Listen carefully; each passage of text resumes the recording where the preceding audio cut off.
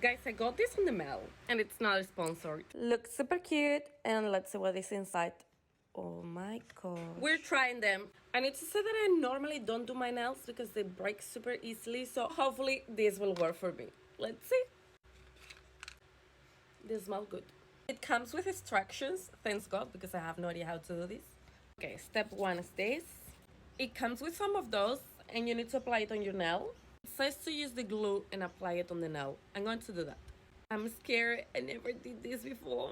Not sure how much I need to put. And let's glue this. Oops. It's working. Look at that. I'm a genius. I'm going to try to put on the rest of the press-on nails. Let's see how it goes. Guys, look at this. Guys, apparently they are hand painted. And the quality looks really nice. Oh my god, I feel so pretty. I never use this kind of thing, so I'm really excited. I cannot wait to try them. I don't know for how long they will last, but I love them. And as I said, I'm not sponsored by Hanakoko, but they gave me a discount code. So if you like them as much as I do, check the comments as I will leave the discount code there.